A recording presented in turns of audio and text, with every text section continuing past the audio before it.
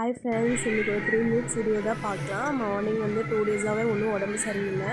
அமாவாசைன்னு சொல்லிட்டு எக்ஸசைஸ் பண்ணிவிட்டு போயிட்டு சரி வேர்க்குதேன்னு சொல்லிட்டு நான் வந்து பச்சை தண்ணி எடுத்து அப்படியே ஊற்றிட்டேங்க. அப்போ பார்த்தா சளி, இருமல், காய்ச்சல் இந்த மாதிரி 2 டேஸாக அப்படி தான் இருந்தது. சரி இன்னைக்கு மார்னிங் சுஜிக்கு லீவுன்னு சொல்லிட்டு மார்னிங் வந்து கொஞ்சம் லேட்டாக தான் எழுந்திரிச்சேன். சரி எழுந்திரிச்சிட்டு அம்மா சொன்னாங்க சிறுகீரை கடையை செஞ்சிடலாம் அப்படின்னு ரிலாக்ஸாக எடுத்துகிட்டு வெங்காயம், தக்காளி, பச்சை மிளகாய் எல்லாத்தையும் வந்து குட்டி குட்டியாக கட் பண்ணி எடுத்து வச்சுருப்பேன். அதுவும் இல்லாமல் மார்னிங் நான் எழுந்திரிச்சதும் பார்த்திங்கன்னா எவ்ரிடே மார்னிங் கரைஞ்சிருக்க பொடியை வந்து ஒரு ஹாட் வாட்டரில் வந்து கொஞ்சம் மிதமான தண்ணியில் வந்து போட்டுட்டு நல்லா வந்து மிக்ஸ் பண்ணிவிட்டு அதை நம்ம வடிகட்டிடுவோம். ஏன்னா அது ஒரு மாதிரி இருக்கும் குடிக்கிறதுக்கு. டைரெக்டாக குடித்தோன்னா ஒரு மாதிரி ஃபீலாக இருக்கும், நம்ம குடிக்கிற ஃபீலாகவே இருக்காது. சரி அதனால் வடிகட்டிட்டு அதையும் வந்து குடிச்சிட்டு அதுக்கப்புறம் தான் வந்து நான் வந்து வேலையவே செய்ய ஆரம்பிப்பேன். அப் டு 9 o'clock 9:30 வரைக்குமே வந்து பசி வந்து எடுக்காது.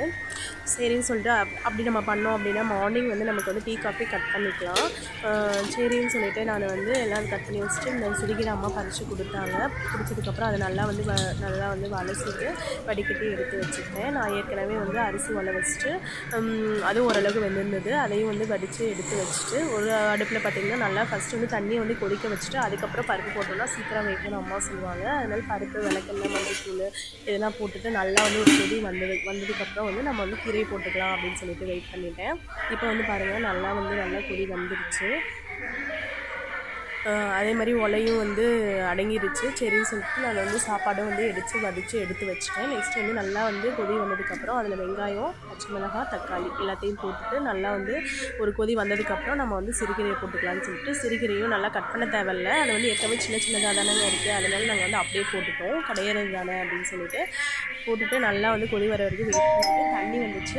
தண்ணியும் வந்து பிடிச்சி நான் வச்சுட்டு மோட்டர்லாம் போய் போட்டுட்டு செடிக்கெலாம் தண்ணி ஊற்றிட்டு வந்து பார்த்தோன்னா நல்லா வந்து ஓரளவுக்கு வெந்துருந்ததுங்க. சரின்னு சொல்லிட்டு அதையும் வந்து கடைஞ்சி எடுத்துக்கிட்டேன். சரி மார்னிங் வந்து சுஜன் குட்டி வந்து நூடுல்ஸ் கேட்டாங்க. அதை அக்கா அங்கேருந்து செஞ்சு எடுத்துகிட்டு வந்ததுனால அவங்க வந்து சாப்பிட்டுப்பாங்க. நானும் அம்மாவுக்கும் வந்து கீரை கடையில் நம்ம சாப்பிட்டுக்கலாம் அப்படின்னு சொன்னதுனால தான் காலையில் ரிலாக்ஸாக எடுத்து செஞ்சுருந்தாங்க. ஸோ இப்போ கீரையுமே நான் வந்து போட்டுட்டு நல்லா வந்து ஒரு தட்டை போட்டு மூடி வச்சோன்னா ஒரு 2 மினிட்ஸில் நல்லாவே வெந்து வந்துடும். அதுக்கப்புறம் அந்த தண்ணியை வந்து இருத்து வச்சிடணும். தண்ணியோடு நம்ம வந்து கீரையை கடைஞ்சோன்னா கடையவே முடியாது, நல்லா கடைப்படாது. அதனால தண்ணியை வந்து ஒரு கப்பில் வந்து எடுத்து வச்சுட்டு அதுக்கப்புறம் நீங்கள் பார்த்திங்கன்னா வந்து நல்லா கடைஞ்சிரும். அந்த தண்ணி வந்து தேவையான அளவு தண்ணி மட்டும் கடைஞ்சதுக்கப்புறம் அந்த பருப்பில் ஊற்றிட்டு தேவையான அளவு ஊற்றிட்டு நல்லா வந்து கலக்கிட்டு வணக்கிறதுக்கு வந்து ஒரு வணக்கிற சட்டையை எடுத்து வச்சுக்கிட்டு அதில் வந்து எண்ணெய் ஊற்றி சீரகம், மிளகு, கடுகு, உளுந்தம்பருப்பு இதெல்லாம் மட்டும் போட்டு நல்லா பொரிஞ்சு வந்ததுக்கப்புறம் இதில் ஊற்றிட்டு நல்லா வந்து இறக்கணுன்னா ஒரு சூப்பரான கீரைக்கறி ரெடி. மீதி அந்த தண்ணி எடுத்து வச்சோம் இல்லைங்களா, அதில் வந்து லைட்டாக சால்ட்டு போட்டுட்டு நம்ம வந்து குடிச்சோம்னா அதுவும் வந்து ரொம்ப நல்லது தான். அதுவும் வந்து ஒரு கீரை சூப் மாதிரி நம்ம குடிச்சிக்கலாம்.